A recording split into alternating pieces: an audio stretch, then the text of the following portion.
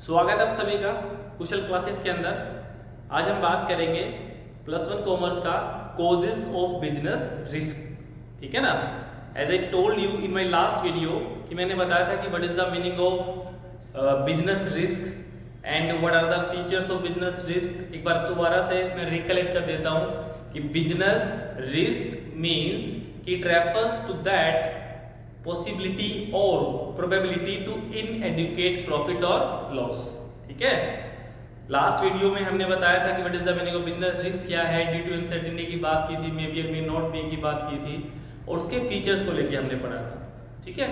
Video को start करने से पहले मैं सभी से रिक्वेस्ट करूंगा कि प्लीज इस वीडियो को लाइक करें और चैनल को सब्सक्राइब करें और हमारी लेटेस्ट और न्यू वीडियो को देखने और जानने के लिए बेटा please all of you tap the bell icon.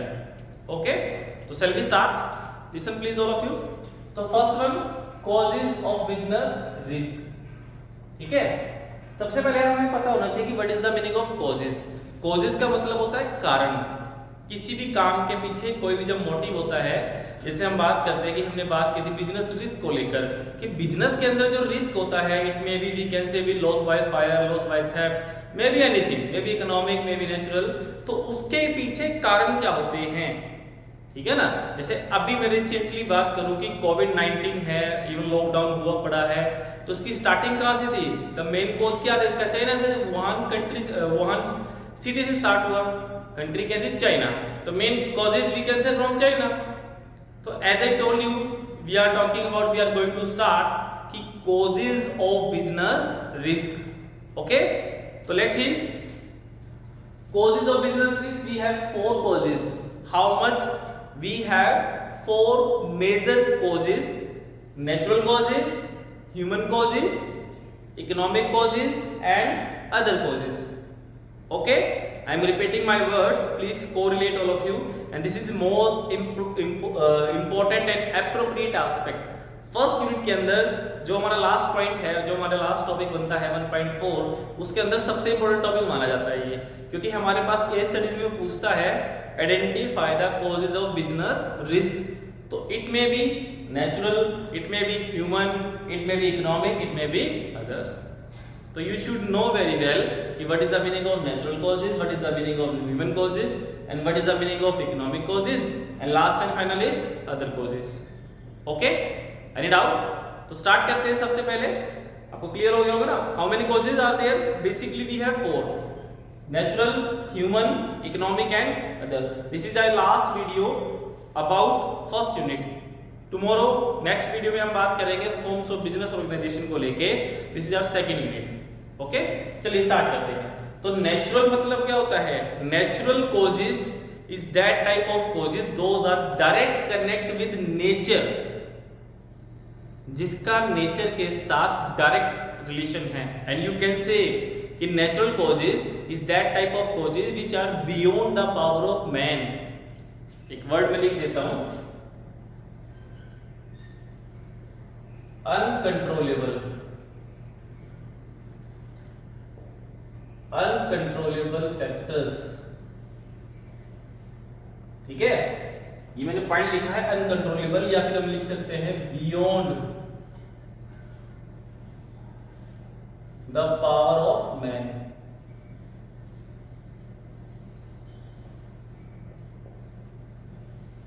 जो इंसान की पकड़ से बाहर है, जो इंसान की पावर में नहीं है, जिसको हम कंट्रोल नहीं कर सकते। यस और नो? यस और नो? जैसे हम ये कोविड-19 का है, पूरी दुनिया में फैला हुआ है, जिसकी वजह से लॉकडाउन हुआ पड़ा है, जिसकी वजह से फैक्ट्री बंद है, स्कूल बंद है, कॉलेज बंद है, सब कुछ बंद है। All the students, all the employees, all the person, they are staying at home. ठीक है ना? यस और नो? तो that type of aspect we can say natural causes. इसके अंदर हम एक चीज और समझ सकते हैं कि नेचुरल के अंदर वो क्या क्या आता है। जैसे हम बात करें, सपोज हमारा सीजनल चेंजेस हो गया। सीजनल चेंजेस का मतलब क्या होता है? अर्थक्वेक आ गया है, फ्लड आ गया है, या सूखा पड़ गया, ड्रॉट्स को लेके हम बात करें तो ये वो फैक्टर है जिसको हम कंट्रोल नहीं कर सकते। सपोज अर्थक्वेक आ जाता है, अभी रिसेंटली अर्थक्वेक आ जाता है, तो अर्थक्वेक आ जाने से बिल्डिंग गिर जाती है, सब कुछ तहस महस हो जाता है। तो जो जिसके बारे में हमने प्रेडिक्शन भी नहीं की थी, सोचा भी नहीं था, वो काम हो जाता है, और उसकी वजह से सब कुछ हमारा बिल्कुल एक तरह से नील हो जाता है। हमारा बिजनेस, हमारी इन्वेस्टमेंट, हमारी लेबर, एवरीथिंग इट्स नील। ठीक है ना, यस और नो। तो इसके हम ये भी कह सकते हैं कि नेचुरल कॉजेज के जो सब पार्ट्स हैं, ठीक है जी, फर्स्ट वन तो हम इसमें ये भी कह सकते हैं फर्स्ट कि इन्हें सीजनल चेंज जिसको बोला जाता है। सेकंड है इसमें जियोग्राफिकल चेंज, जियोग्राफिकल चेंज।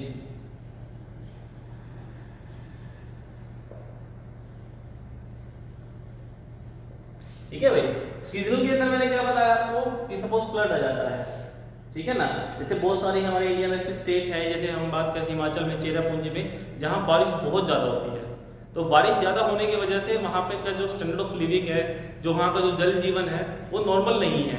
हमारे राजस्थान की हम बात करें, वहाँ पे दिन में बहुत गर्मी पड़ती है और रात को उतनी ठंड पड़ती है। तो वहाँ का standard of living, life, way of life सब कुछ अलग है, यहाँ अलग है।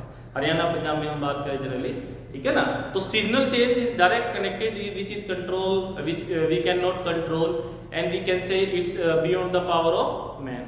ठीक है, यस और नो। अब बात करते हैं जियोग्राफिकल चेंज। जियोग्राफिकल चेंज का डायरेक्ट जो रिलेशन है वो किसके साथ है, वो है अर्थक्वेक के साथ।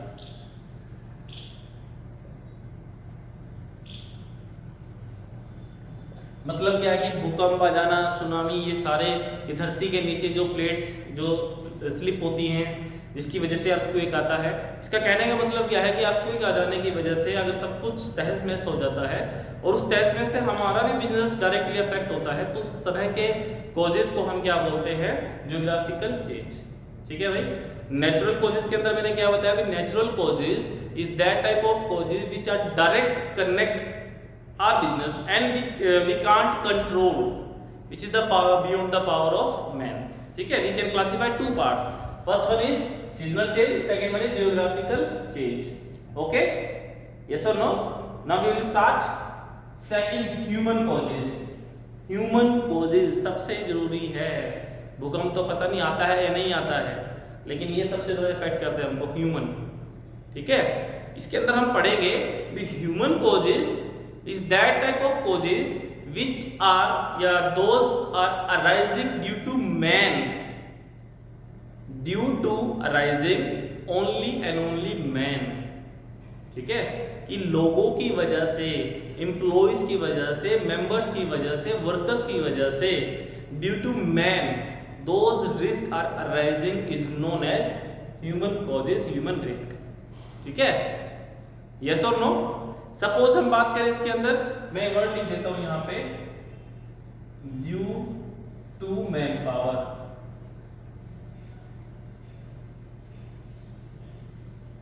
ठीक है भाई, इसके अंदर एक चीज नोट करने की है भाई, जो सबसे इंपॉर्टेंट क्या है, डिसऑनेस्टी ऑफ एम्प्लॉइज। ठीक है ना, डिसऑनेस्टी ऑफ एम्प्लॉइज। कि जनरली क्या होता है कि हमारे बिजनेस के अंदर जो लोग होते हैं वो डिसऑनेस्ट होते हैं।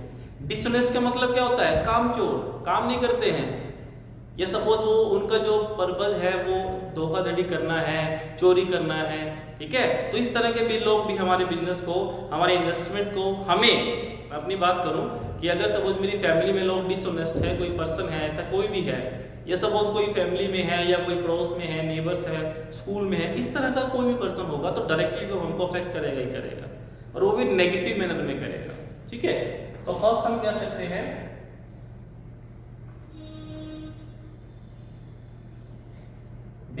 Dishonesty bye employees.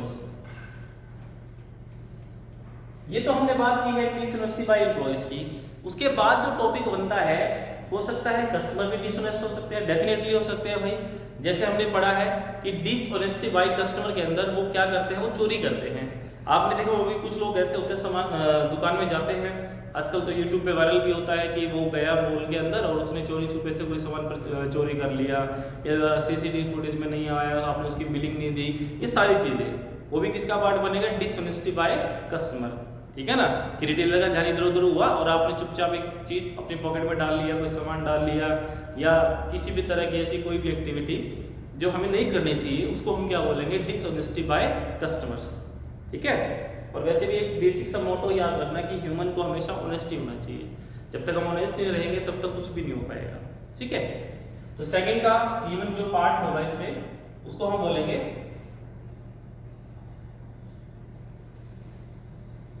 Dishonesty bye customers,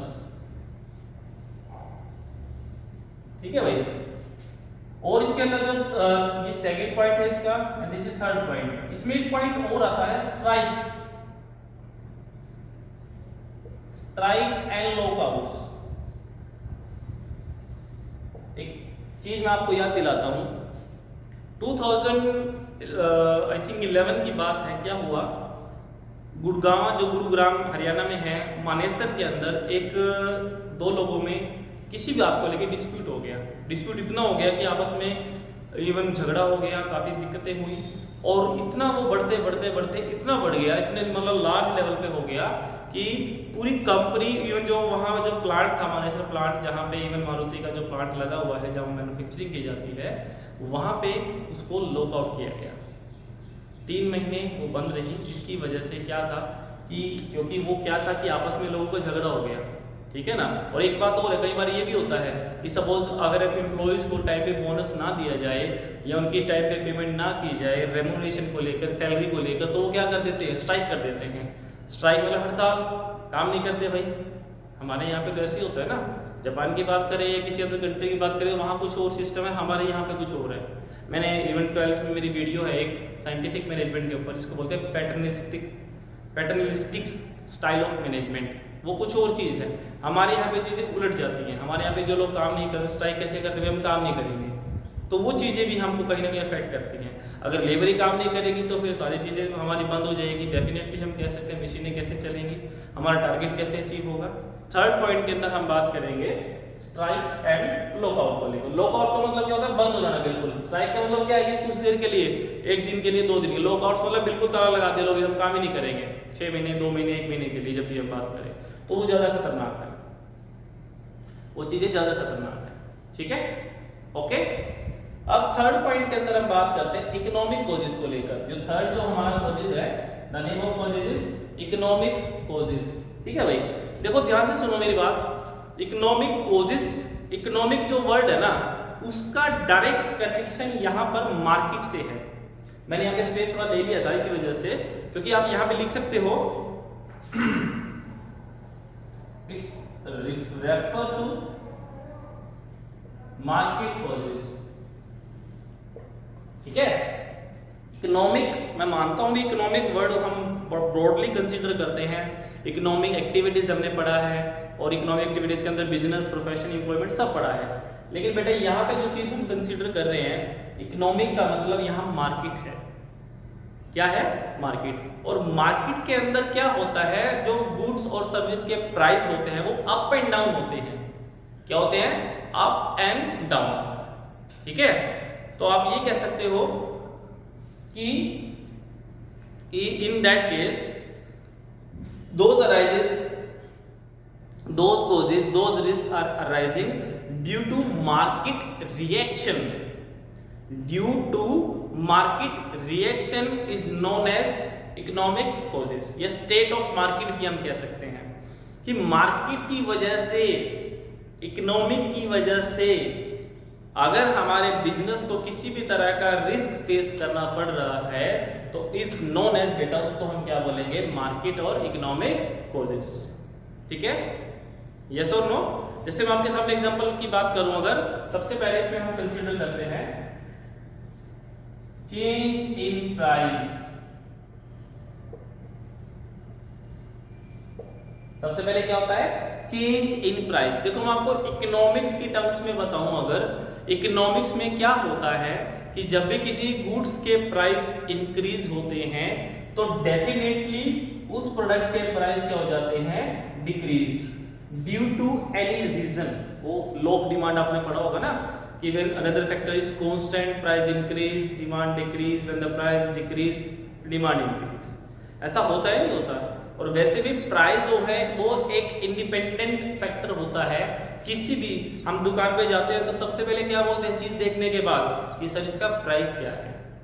तो प्राइस जो है मार्केट के अंदर एक सिग्निफिकेंट रोल प्ले करता है, ठीक है ना। और यहाँ पर दूसरी चीज समझाई है हमको कि चेंज इन प्राइस, कि गुड्स और सर्विस के प्राइस में चेंज आने से डेफिनेटली क्या इफेक्ट होगा, आपकी जो प्रोडक्ट की जो डिमांड है वो इफेक्ट होगी ही होगी भाई। तो फर्स्ट फैक्टर क्या बना हमारा, change in price. Okay, second हम बात करें अगर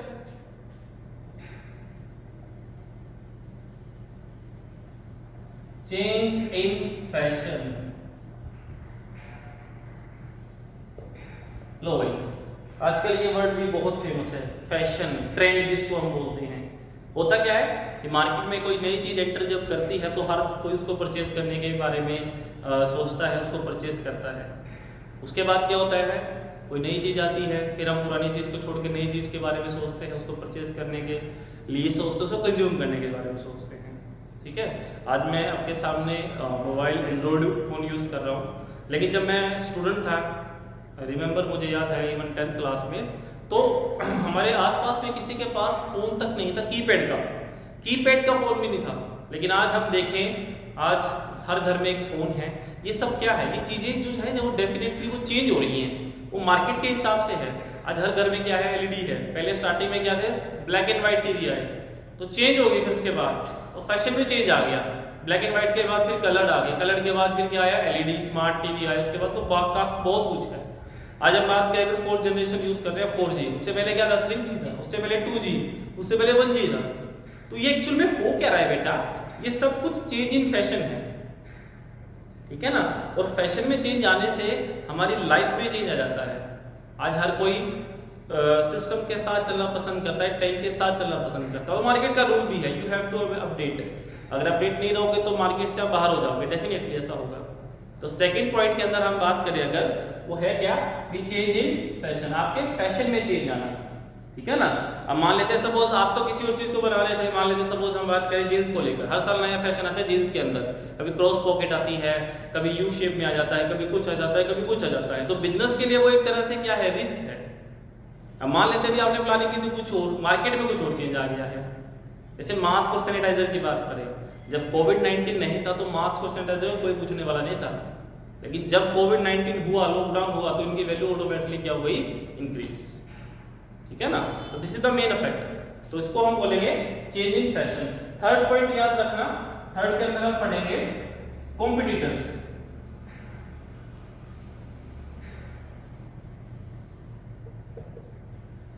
थर्ड पॉइंट के अंदर मैंने आपको बताया है, जो थर्ड फैक्टर है हमारा इकोनॉमिक कॉजेस का, जिसके अंदर हमने पढ़ा है कॉम्पिटिटर्स। पहला कौन है, पहले का नाम change in price, second change in fashion, third one is competitors. अब क्वेश्चन अराइज होता है कि sir what is the meaning of competitors. Competitors is that type of person, those who are purchasing and selling, those who are producing and manufacturing the goods and service same time। मतलब आप जो चीज बना रहे हो, ठीक है ना, हालांकि बिल्कुल सेम नहीं, मैं बिल्कुल सेम की बात नहीं कर रहा हूं, बट कुछ मतलब उसकी जो कॉन्फ़िगरेशन है, जो फीचर है वो सेम है। हो सकता है उसका कलर अलग हो सकता है कि कुछ और चीज़ उसकी अलग हो, ऐसा होता भी है। जैसे बात करें हीरो और होंडा, यहाँ बात करें टीवीएस और हीरो की, दोनों 2 व्हीलर बाइक बना रही है, दोनों के कॉन्फ़िगरेशन अलग, लेकिन दोनों काम क्या कर रही है, दोनों बना क्या रही है, 2 व्हीलर बाइक। तो दोनों आपस में क्या है, कॉम्पिटिटर। जो दोनों पर्सन सेम नेचर का काम कर रहे हैं, लेकिन गुड्स में क्या है, थोड़ी थोड़ी डिफ्रेंशिएशन है, उसको कॉम्पिटिटर बोलते हैं, प्रतियोगी जिसको बोला जाता है, ठीक है। चलिए जब बात करें अगर, तो कॉम्पिटिटर्स में हमको कैसे अफेक्ट करते हैं, अभी करते हैं, डेफिनेटली करते हैं। हमने बिजनेस के अंदर सीखा भी है कि मान लेते हैं सपोज आपके पास कोई प्लानिंग, दिवाली है सपोज आज आने वाली है, और आपने क्या किया कि मार्केट में इवन 10% बोनस, 10% डिस्काउंट का बोर्ड लगा दिया फ्लेक्स अपनी दुकान के बाहर, और साथ वाले ने क्या किया, सेम आपको देख के 10 की बजाय 20 का लगा दिया। तो डेफिनेटली सेल उसकी ज़्यादा होगी, आपकी उसकी ज़्यादा होगी भाई। तो उसने भी क्या कर दिया, हमको अफेक्ट कर दिया, हमारी सेल को अफेक्ट कर दिया। तो डेफिनेटली कंपटीटर भी क्या करते हैं, हमको अफेक्ट करते ही करते हैं, ठीक है ना। मार्केट में आप आज का वैसे तो टाइम जो है कंपटीशन का ही है, आज हर चीज़ में कंपटीशन है। अगर मैं अपने वीडियो की बात करूँ तो डेफिनेटली आपको यूट्यूब पे जाकर सर्च करोगे तो बिजनेस स्टडी की पता नहीं कितनी वीडियोस मिल जाएगी, बट मेरा दावा ये है कि मैंने अपने लेवल पे आपको बेस्ट टीच करने की कोशिश की है। चलिए डोंट वरी, तो वो भी मेरे सारे क्या है, competitors, those who are teaching business study in YouTube. On YouTube, ठीक है। तो इकोनॉमिक कॉजेस के अंदर सबसे पहले चेंज इन प्राइस, जिसके अंदर हमने पढ़ा प्राइस और डिमांड को लेकर, change in fashion, third one is computers. Now last and final is other causes. इसके अलावा देखो मेरी बात सुनो, इसको समझने का सबसे बेस्ट मेथड क्या है कि पहले हमने पढ़ा नेचुरल, सेकंड क्या पढ़ा ह्यूमन, थर्ड क्या पढ़ा हमने इकोनॉमिक और मार्केट। इन तीनों के अलावा, इन तीनों को छोड़कर जितने भी फैक्टर्स आपके माइंड में आ रहे हैं नेक्स्ट टाइम पे, वो सारे इसमें इंक्लूड कर दो। It may be technological, it may be managerial, it may be defective goods, it may be anything, may be anything, it may be statical also, it may be social also, it may be we can say political also. जितने भी factors हैं हमारे, जैसे ये lockdown के बाद करे decision किसका था, आर प्राइम मिनिस्टर का, तो जितने भी फैक्टर्स हमारे बच जाते हैं हम सब उसको किस में कंसीडर करेंगे, अदर कॉजेस के अंदर, ठीक है भाई। इन तीनों को छोड़कर, ठीक है ना, मैं दो तीन आपके सामने लिख भी देता हूं इधर, जैसे यहाँ पे आता है प्लीज, उसको बोलते हैं मैनेजरियल कॉजेस।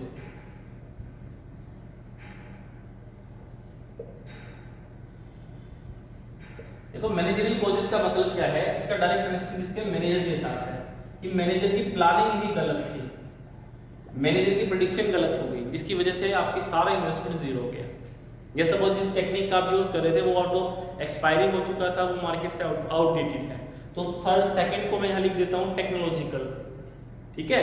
सोशल की हम बात करें, इस सोशल के अंदर इवन मैं अगर मैं इसमें सोशल कंसीडर करूँ, सोशल कॉजेज या social factor, social risk my dear, वहाँ पे हम कंसीडर कर सकते हैं कि मान लीजिए सपोज आप कोई ऐसी चीज बना रहे थे जो सोसाइटी के फेवर में नहीं था। जैसे मैंने एक एग्जांपल देखा है, मैं केयूके में पढ़ा, मेरी एमकॉम बीएड वहीं से थी, तो वहाँ पे मैंने किया कि वाइन शॉप एक भी नहीं है कुरुक्षेत्र के अंदर, वाइन शॉप ऑफिशियल एक भी नहीं है।